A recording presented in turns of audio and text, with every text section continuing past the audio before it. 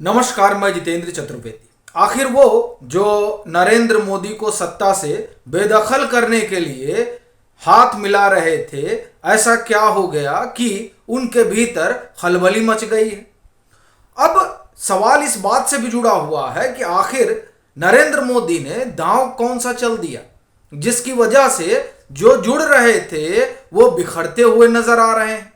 आप देखिए कि मोदी को हटाने की किस तरह से ललक रही कि राहुल गांधी को 3,500-4,000 किलोमीटर तक चला दिया गया। और उस ठंड में जब वो चल रहे थे और ये बात हुई कि आपको ठंड नहीं लगती, तो कहा गया कि नहीं, वो मेडिटेशन वगैरह करते हैं।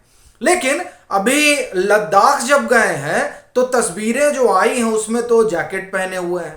तो क्या अब वो मेडिटेशन वाला मसला नहीं रहा क्या? ये दरअसल सवाल इसलिए भी बड़ा हो जाता है क्योंकि ये जो चहलकदमी हुई थी 3,500-4,000 किलोमीटर की, उसके पीछे एक बड़ी योजना रही। वो ये कि कैसे नरेंद्र मोदी को बेदखल किया जाए और वो गांधी ब्रांड जो कभी हुआ करता था उसे पुनर्जीवित किया जाए। पर ऐसा क्या हो गया जिसके कारण वो कवायद जो है धरी की धरी रह गई। देखिए, दो तीन चीजें हुई नरेंद्र मोदी को कैसे हटाया जाए उसे लेकर। उसमें एक बड़ी कोशिश जो अभी भी चल रही है वो है 370 को लेकर। सुप्रीम कोर्ट का दरवाजा खटखटाया गया और उधर आप देखिए राहुल गांधी लद्दाख पहुंच गए और वहां से वो क्या कह रहे हैं कि यहां के लोग कह रहे हैं कि वो अपनी स्थिति से खुश नहीं है।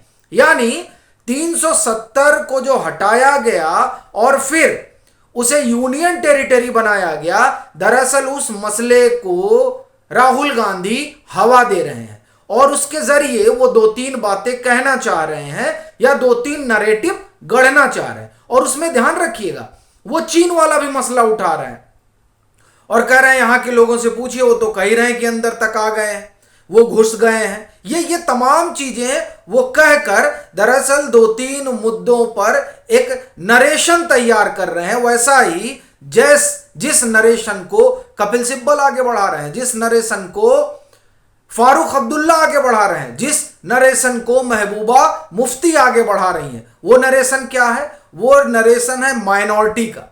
एक दूसरा नरेशन क्या है?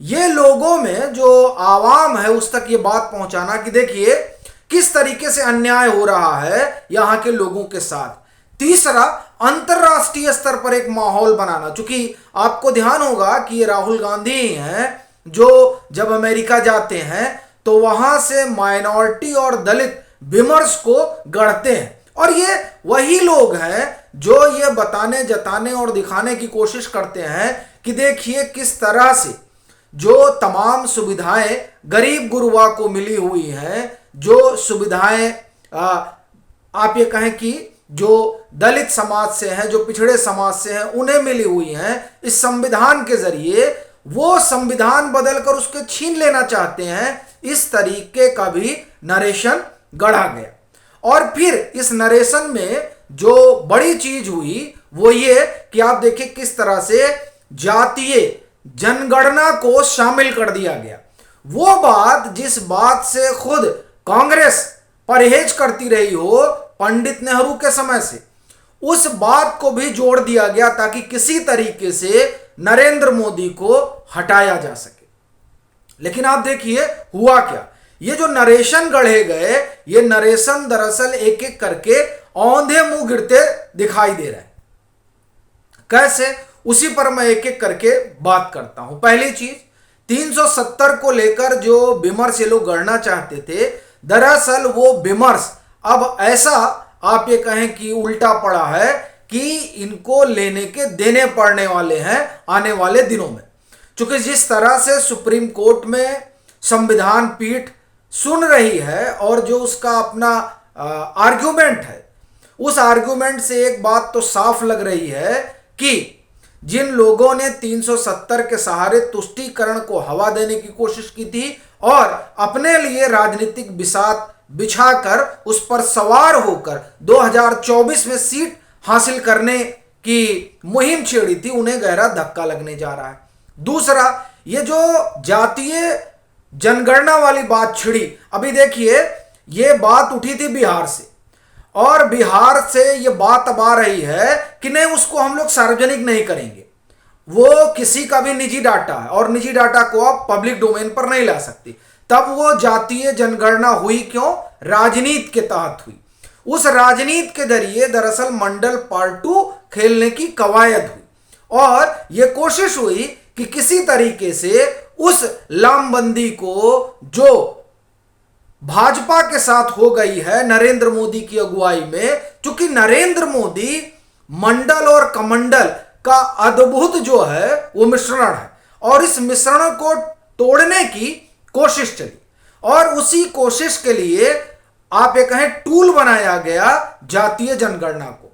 और ये तब और हवा दी गई कांग्रेस के जरिए जब वो इस बात में फंस गए कि मैं गांधी हूं सावरकर नहीं, यानी ये जो मोदी वाला मुद्दा था सरनेम वाला, उसमें जब कांग्रेस फंसी और उसको लगा कि साहब अब तो ये मामला जो है ओबीसी बनाम कांग्रेस हो जाएगा और कांग्रेस के पैरों के नीचे की जो जमीन है वो पूरी तरह से खिसक जाएगी, तब जाति जनगणना को हवा देने की कोशिश की गई। लेकिन इस मोर्चे पर भी वो विफल होते ही दिखाई दे रहे हैं। इस यहां भी उन्हें कुछ खास हासिल हो रहा है ये तो फिलहाल नजर नहीं आ रहा है, क्योंकि जिस मंडल के जरिए वो कमंडल को चुनौती देने की कवायद कर रहे हैं उस के सामने मंडल और कमंडल का एक अद्भुत जो है वो संयोग खड़ा है नरेंद्र मोदी। दूसरी चीज,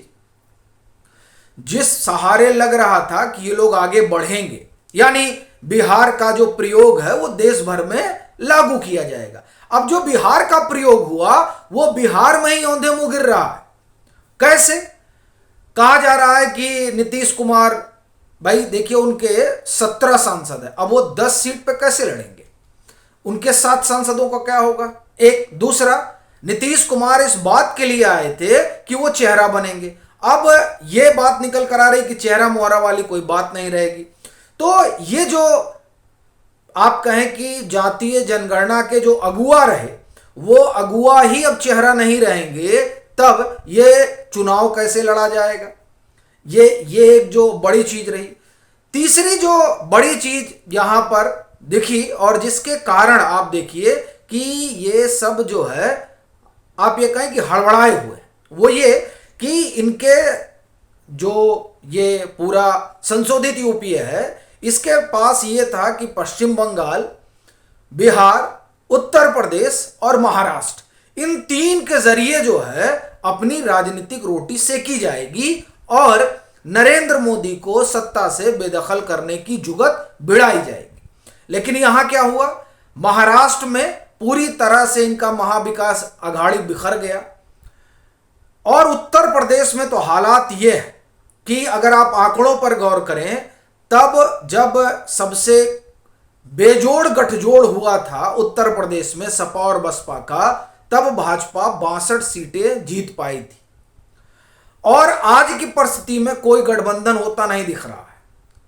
तब जब कोई गठबंधन होता दिख ही नहीं रहा है तो ऐसी परिस्थिति में 2014 से भी ज्यादा सीटें पा जाएगी भाजपा यहां, इसकी पूरी संभावना नजर आ रही है। और बिहार में हमने आपको बताया है कि वहां तो बड़ा बिखराव अभी दिखाई दे रहा है।